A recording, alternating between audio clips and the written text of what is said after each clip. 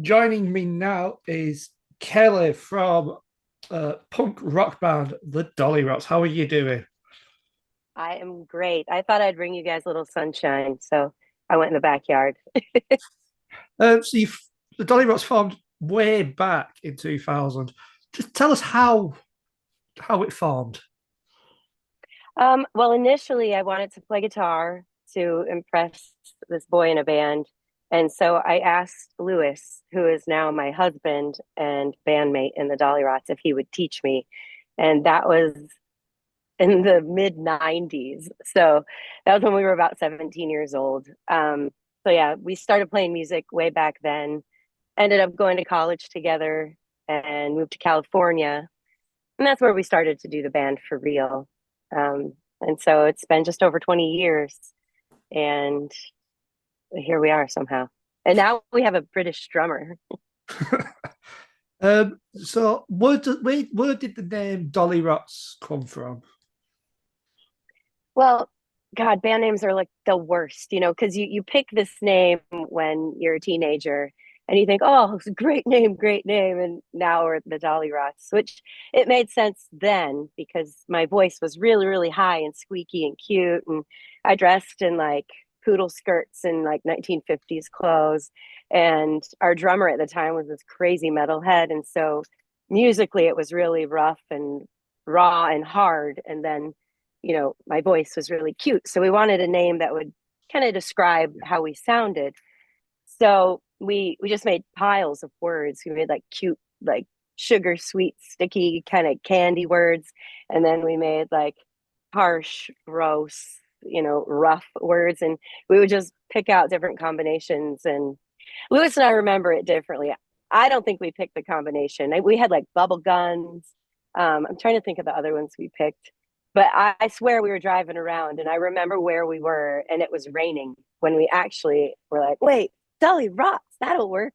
And it had to be the somethings because, it's like girl group music and the Ramones. And, we wanted it to be a the somethings. So, So you just sort of mentioned Ramon's influences. What sort of influenced you personally, and then what influenced the sound of the band? um, I mean, my melodies are definitely influenced by, girl groups, 1950s rock and roll. I grew up on a steady diet of top 40 radio here in the States in the 80s. So there's definitely Cyndi Lauper, Madonna, the Go Go's, the Bangles. Then growing up in the 90s and early 2000s, it was all like Nirvana and all the alternative music, Riot Girl, Bikini Kill. And then Lewis was like the punk rock one. He was really into punk rock, and he's the one that really liked like Nine Inch Nails and The Cure and that kind of stuff too. So, musically, it's a blend of all those things. So you've toured with a certain band quite a few times, Bowling for Soup. Yep. Were so you're part of that family, from what I've read, and so what is it like knowing like Jarrett and the rest of the boys?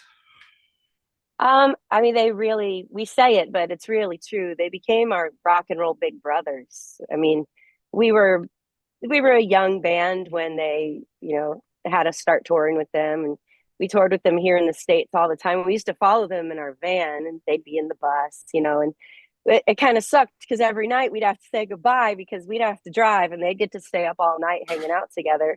So eventually the deal was, hey, Dollyrots, come on this tour with us.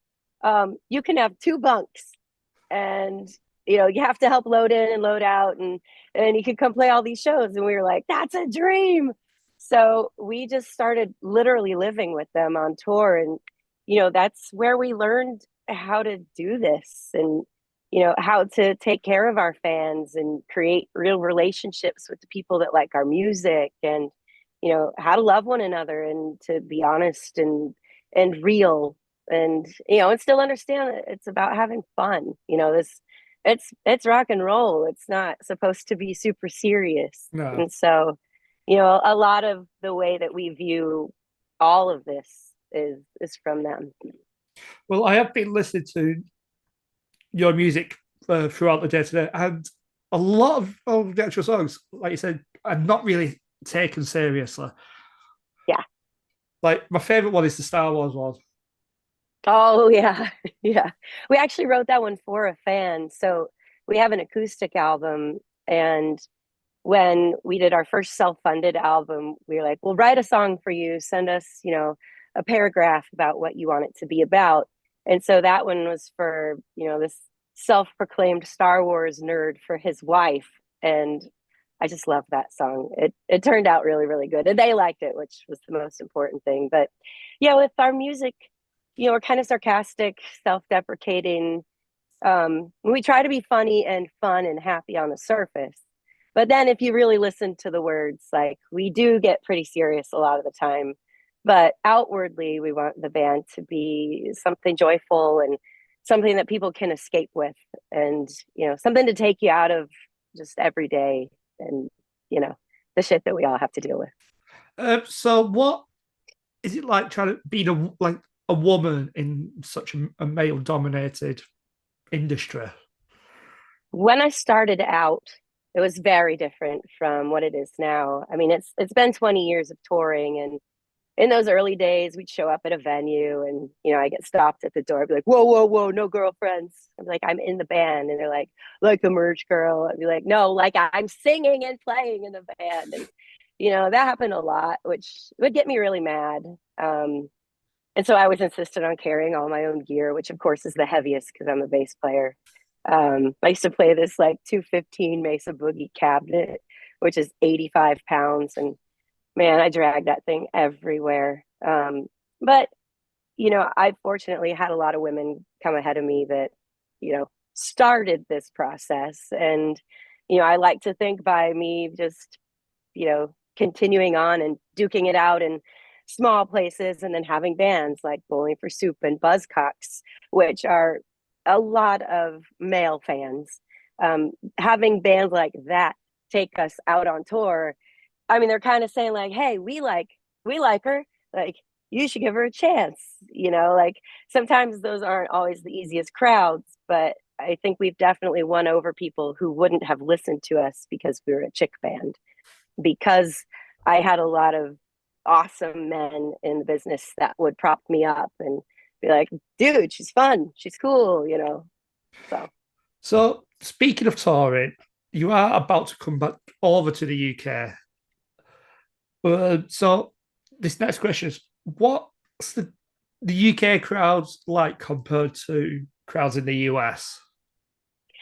I mean, at least you speak kind of the same language. That's helpful.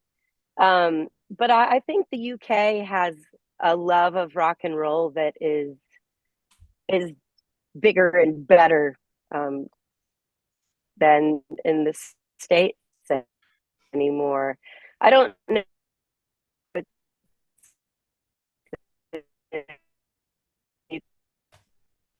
Oh, we've it probably is, but it's almost like the top 40 or something. And so it's, oh, did I lose you for a sec? yeah, signals are just it's just gone. Oh, am I here though? Yeah, you're here now though. Am I here? Okay. Um, well, I was saying that I don't know if it's like that there, but it sort of seems like pop music doesn't have a genre in particular. People people are just like, oh, I like everything now, and I feel like we used to say that when we were trying to be nice, but we always liked either punk rock music or pop punk music, or you liked hip hop, or you liked country, but now it's just so amorphous that I don't know. Rock and roll and punk rock used to come with an identity attached to it in a way. And I think that made it more powerful in the past. And I think that that still exists more in the UK when we tour there than here in the States. I think, people here just like, I just like this song and that's fine. And it doesn't come with a history of where that music comes from, if that makes sense. I don't Yeah. know. Maybe I think too much about it, which I'm sure I do, but it's kind of the way it seems. Like UK still loves rock and roll for all of its reasons, like the roots too. So, Kelly, thanks for taking the time out to have a chat with us. It's been Of a course. huge honor. Will I see you at the show? Uh, might do. I will try and get some tickets. I can get you tickets. I'll see what I'll see what I've got schedule wise. Okay, cool. But yeah, cheers. Thanks for taking the time. Yeah, thank you, Josh.